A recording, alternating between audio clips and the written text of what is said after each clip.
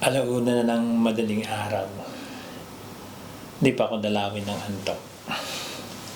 Ayan tuloy, nakapag-isip ako ng isang video. Ito para sa mga OFW na nagsisisi kung bakit binili yung isang bagay na kung di sana nila binili. E di sana may pera silang hawak o na itatabi sa kasalukuyan.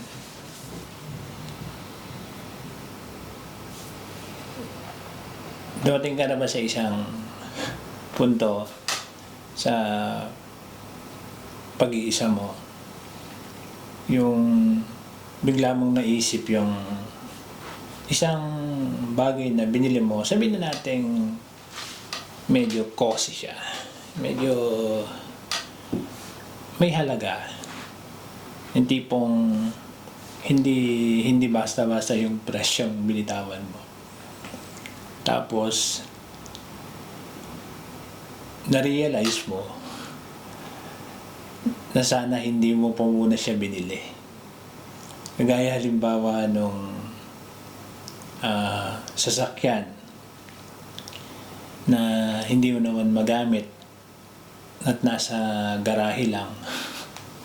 Tapos ang nakikinabang alikabok. Yung tipong naiisip mo, syempre, kasi nga abroad ka.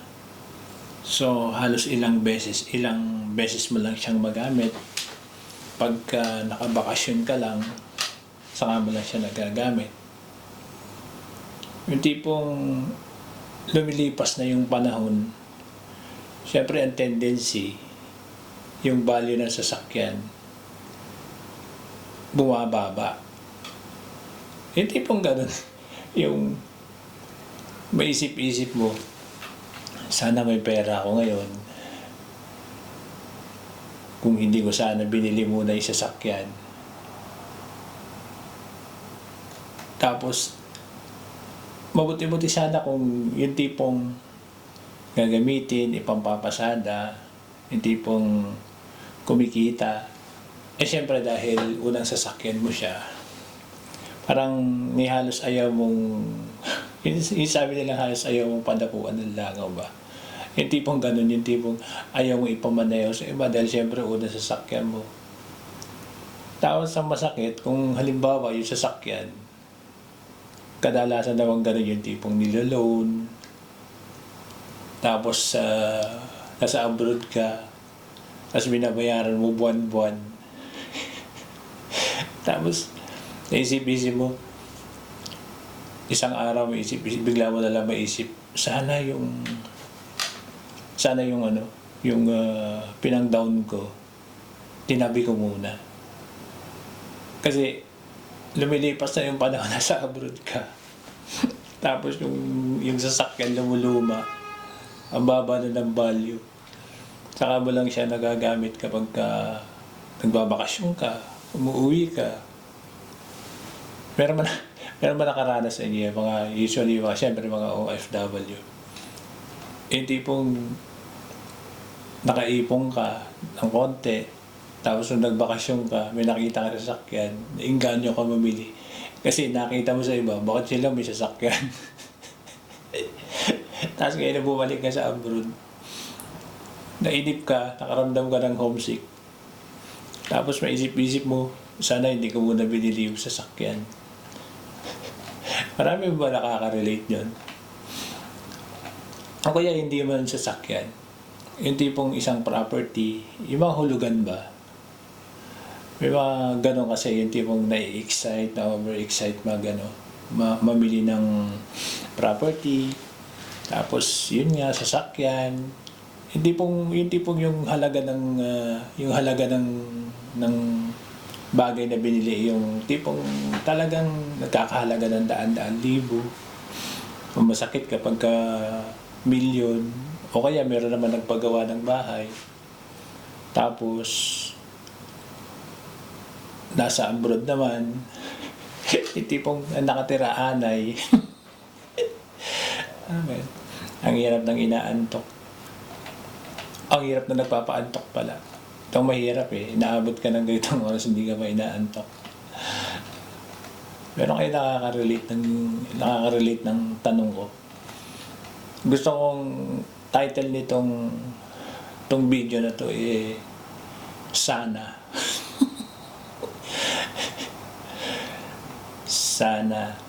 Sana hindi ko muna binili yung sasakyan. Di sana meron akong naiipon. Meron akong hawak na pera ngayon. Kahit pa paano, di ba? Gusto ko magsimula ng isang pagkakitahan, meron kang pera. Kung halimbawa man sana, kung bahay yung pinatayo mo, ginastusan mo, sana akong kumikita.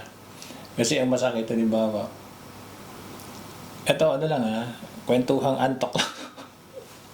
Di sana yung halimbawa, nagpatayo ka ng bahay. Ang masakit, di ba? Nagpatayo ka ng bahay. Pagkatapos na nag-abroad ka, kasi mga ilang taong ka na naman bago uuwi. Yung bahay na pinagawa mo, nabubulok na naman yung materialis nun. Tapos, pagkatapos ng kontrata mo, pag uwi mo, ang tendency syempre ipapagawa mo. Parang gano'n lang, di ba? Siguro, bigyan natin ng halaga ng kwentuhan na to. Bigla ko lang kasi naisip, di ba? Sayang yung pera. Nakapagpinayang. Na kailangan pala talaga bago natin bilhin yung isang bagay, kailangan talaga nakaplano ahead of time, pinoproject natin kung kailangan ba talaga o talagang kailangan na nating bilhin. Bigla ko lang naisip kanina, nagpapaantok ako. Tapos eto nga, sabi ko hindi na nakakapag-video Magawa nga ako ng isang topic. Ang title nito sana.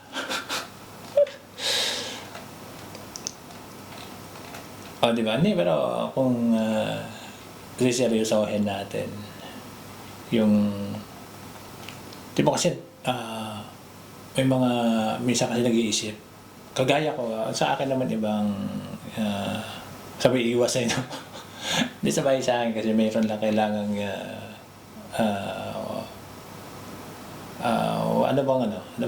mga binili ko na pinagsisihan. Wala naman wala naman sa ngayon. Lahat naman nakaplano. Lahat naman yun may talagang nagamit naman siya based doon sa purpose. So, tapos minsan lang bigla ako naisip, di ba? Marami kasi yung tipong hindi ba makauwi. Kasi yung tipong kagaya nga nun, di ba? Wala. Most of the time naman ang nagiging problema is yung wala pang ipon. So, ang masakit nga nun, meron yung tipong natatapos yung kontrata. Mabuti sana kung renewable yung contract. Kung halimbawa, kung every 2 years lang talagang tapos ang kontrata mo, uwi. Diba? Sa bagay, meron naman. May mga kadalasan naman yung siyempre, pag maganda yung record mo, usually ganun naman. Tuloy-tuloy naman yung kontrata. Pero ang masakit nga halimbawa ganun. Yung dumating ka na, yung nabagot ka na. Yung biglang gustong-gusto mo nang umuwi tapos wala ka pang ipon. Ayun, ang tendency nun, kakainin mo na lang yung sistema. Tipong tatanggapin mo na lang sa sarili mo na yun na yun. Grabe, lamig ganyan dito. Masakit sa likod yung lamig. Ito na naman yung suot kong jacket.